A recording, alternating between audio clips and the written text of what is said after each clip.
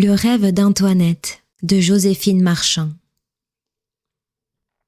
4 fois j'ai vu, quand c'était le printemps, les grosses branches noires se revêtir de feuilles et, fiers de leur nouvelle toilette, l'agiter avec un gai froufrou en se pavanant au-dessus de ma tête, et les oiseaux tout joyeux revenir endormir leurs petits dans les berceaux de mousse neuve au milieu des feuilles fraîches. 4 fois j'ai vu, suspendues aux arbres, les corbeilles renouvelées de fleurs blanches et roses que le petit Jésus y accroche au mois de mai.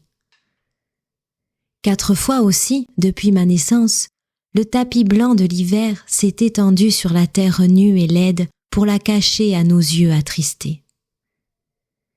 J'ai bien hâte de vous faire part de ce qui me préoccupe, mais je tenais à vous dire cela auparavant afin de vous donner une idée de mon âge.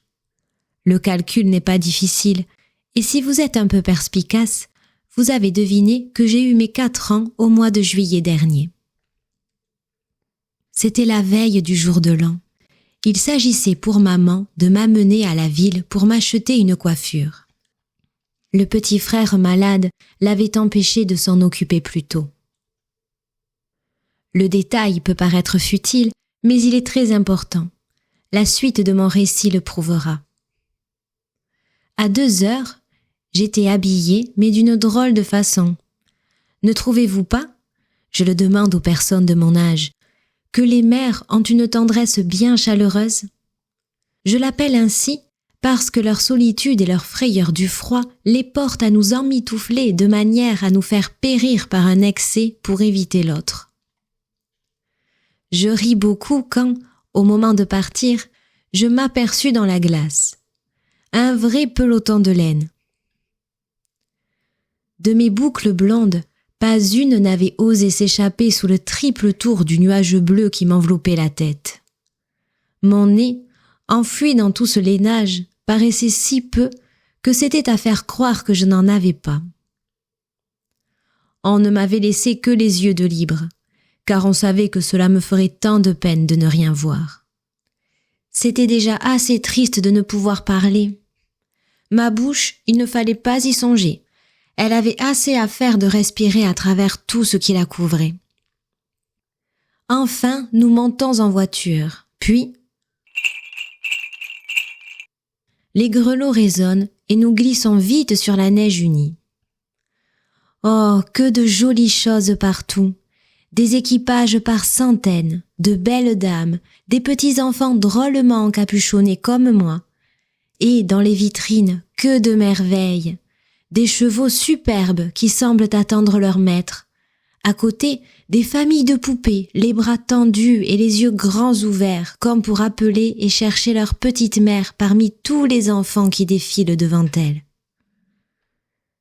À la fin, la voiture s'arrête, et Jacques, me prenant dans ses bras, me dépose sur le seuil d'un grand magasin. Une demoiselle, habillée de noir, avec beaucoup de colliers et des cheveux frisés qui lui descendent dans les yeux, s'avance vers nous. À la demande de maman, elle nous apporte plusieurs bonnets qu'on commence à m'essayer. Je n'ai pas besoin de vous dire que je profitais de ce moment de liberté pour raconter tout ce que j'avais vu. Après m'avoir mis, ôté et remis bien des choses plus ou moins pyramidales, il se trouva qu'une certaine coiffure, que la demoiselle en noir appelait très à la mode, sembla plaire davantage. Combien? 5 piastres seulement, fit la demoiselle frisée, avec un air très aimable et d'un ton engageant, un peu comme Marguerite quand elle veut me coucher et que je n'ai pas sommeil. Petite mère ouvrit des yeux plus grands que d'ordinaire. C'est bien cher. Remarquez que la peluche de soie est très dispendieuse, madame, observa la marchande avec dignité, en flattant le bonnet sur ma tête, comme on caresse un petit chat. Celle-ci est de qualité supérieure. Puis, cela va si bien à votre joli bébé. Continua-t-elle en se penchant pour me voir. Et c'est chaud. Cela couvre entièrement les oreilles. Elle dit encore beaucoup de choses en tournant et retournant le bonnet très à la mode. Pendant ce temps, maman versait sur la table un grand nombre de sous blancs que la demoiselle Frisée donna à un monsieur en lui disant « Cache !» Elle avait peur que nous les reprissions, probablement. Je ne puis vous dire tout ce que je vis d'étonnant dans cet après-midi. J'étais fatiguée de t'en regarder et me sentis presque heureuse quand maman monta dans la voiture une dernière fois en disant à Jacques de nous reconduire chez nous. Une multitude de lumières brillait partout. Les rues étaient remplies de monde, de voitures et de bruit. Tout à coup, à l'angle d'une rue, au milieu d'une foule de personnes qui passaient en riant et parlant très haut, que croyez-vous que j'aperçus ? Une maman très vieille, avec sa petite fille, appuyée au mur d'une grosse maison. La mère avait les yeux fermés et mettait sa main sur l'épaule de son enfant. Elle, la pauvre mignonne, avait une robe bien laide et toute déchirée, un vilain mouchoir sur sa tête, ses mains étaient nues. Elle avait des grands yeux bleus pleins de larmes, qu'elle levait parfois en tendant sa petite main rougie vers les passants qui ne la regardaient pas. Oh, qu'ils étaient méchants! Quand je la vis ainsi, grelottante et si triste, je frissonnai moi-même sous mes flanelles. Je fis un grand effort pour désigner la pauvrette, mais comment remuer sous les robes pesantes qui m'entortillaient et m'emprisonnaient complètement? J'essayai de crier, mais le bruit de la rue couvrit ma voix. D'ailleurs, nous allions très vite, et la petite mendiante disparut. Je pleurai tout bas, et j'y pensai longtemps. À la fin, comme j'étais bien fatiguée, je m'appuyai sur le bras de petite mère, et je ne vis plus qu'à demi les lumières qui dansaient en fuyant. Jacques me porta dans la maison. Papa nous attendait et tout le monde se mit à table pour dîner. Je fus d'une sagesse exemplaire ce jour-là. C'était charmant de voir comme je ne parlais pas, moi qu'on gronde toujours pour trop bavarder. Je ne mangeais pas beaucoup non plus. On trouvait cela bien singulier, car habituellement j'ai l'appétit d'un gros loup. À la vérité, je me sentais bien pesante, et ma tête alourdie avait des envies folles de tomber sur l'épaule de maman. « Comme je serais bien dans mon lit !» me disais-je tout bas. Marguerite m'amena avant qu'on eût fini. Je me laissai faire sans pleurer, ce qui est très rare. Et quand elle me déposa dans mon lit tiède et mollet, l'égoïste Antoinette s'endormit sans songer à la pauvre chérie qui avait faim là-bas, dans la grande rue froide. Soudain, quelque chose passe devant moi en m'effleurant. C'est quelqu'un de mystérieux, vêtu d'une longue tunique blanche et vaporeuse. Marguerite m'assure que c'est mon ange gardien. Sa douce figure me sourit et m'invite. Fascinée par cet appel irrésistible, je mets ma main dans celle qu'il me tend, et nous nous envolons doucement tous les deux. Me voilà de nouveau dans les rues claires et bruyantes. Je ne sais comment il se fait que le joli bonnet de peluche est sur ma tête. Maman, craignant toujours les intempéries de l'hiver, me l'aura mis à mon insu au moment du départ, je suppose. Nous avions voyagé à travers la ville éblouissante pendant quelques instants seulement, quand mon compagnon s'arrêta. J'avais devant moi qui? La petite mendiante. Sa main glacée et tendue, et ses yeux humides m'implorent. La vieille pleure aussi, les yeux toujours fermés. Elle est bien lasse et s'appuie pesamment sur l'épaule fatiguée de l'enfant. Pauvre petite, je pouvais enfin contempler ce doux regard si triste qui m'avait tant émue. Je la caressai affectueusement en essuyant ses larmes et en l'appelant sœur chérie.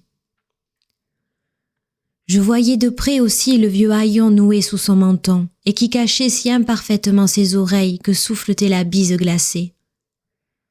Je l'avais enlevé pour mettre mon bonnet très à la mode sur sa jolie tête, mais elle, l'ôtant aussitôt, me le rendit avec un sourire navré. « J'ai bien froid, dit-elle, mais nous avons tellement faim, grand-maman et moi. » Et son regard, sa main ouverte me suppliait encore. « Un sou, un pauvre sou, s'il vous plaît, » murmura sa compagne en gémissant. Que faire?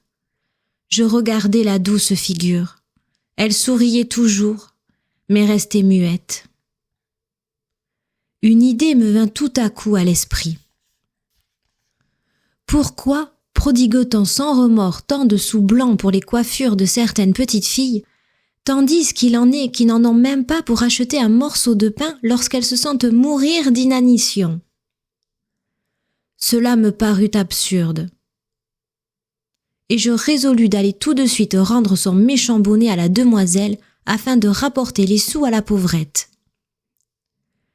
Après avoir couru longtemps, cherchant en vain le magasin au bonnet, je m'arrêtai, désolée, haletante, à bout de force.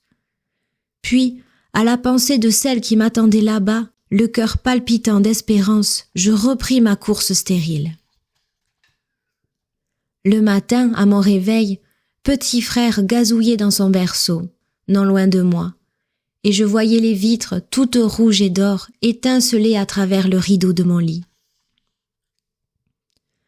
En ouvrant bien les yeux, je découvris à mes pieds une ravissante poupée, le plus joli bébé, avec une masse de cheveux bruns frisés comme une toison.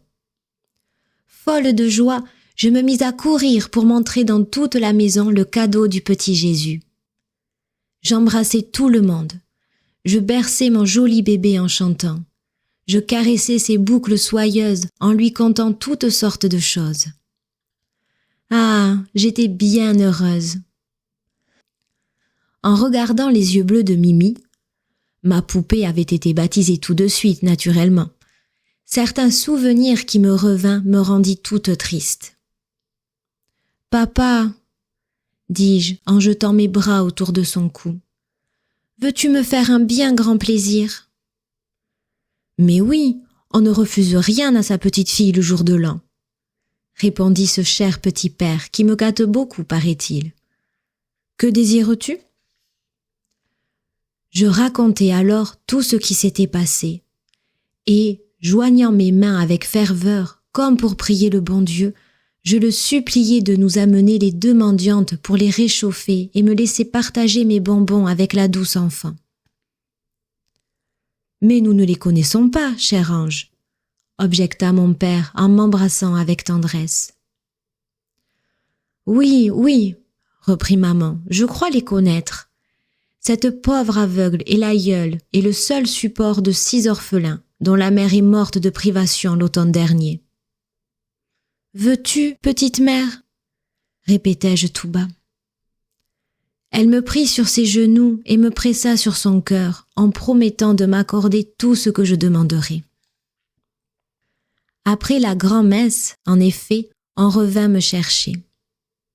Je m'installai dans la voiture, paré de mon fameux bonnet de peluche, muni d'un cornet de bonbons et accompagné de mademoiselle Mimi, qui faisait des grands yeux étonnés en se trouvant dehors.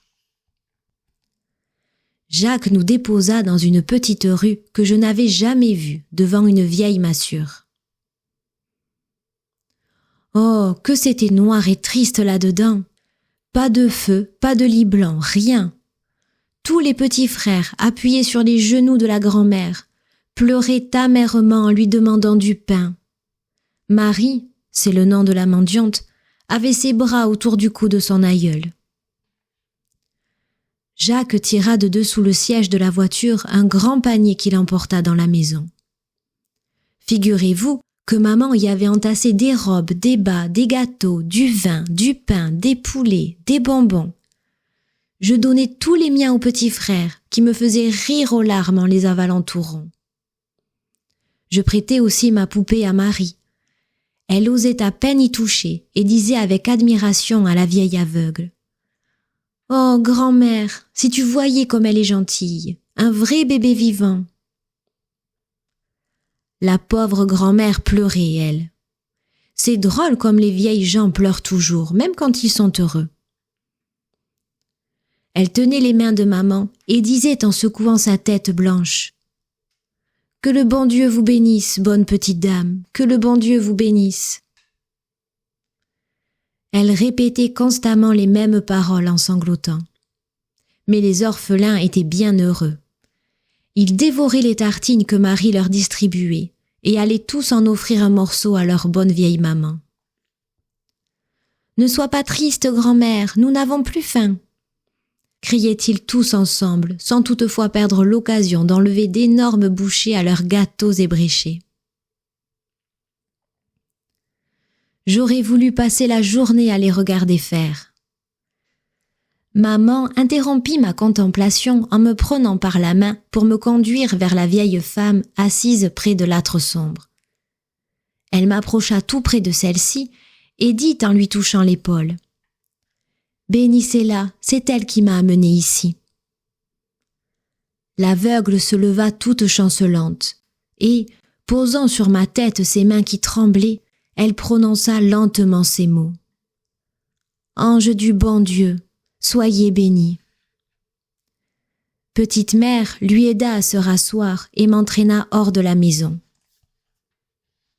Les dernières paroles que j'entendis avant que la porte se refermât sur nous furent celles-ci: « Que le bon Dieu vous bénisse, ainsi soit-il. »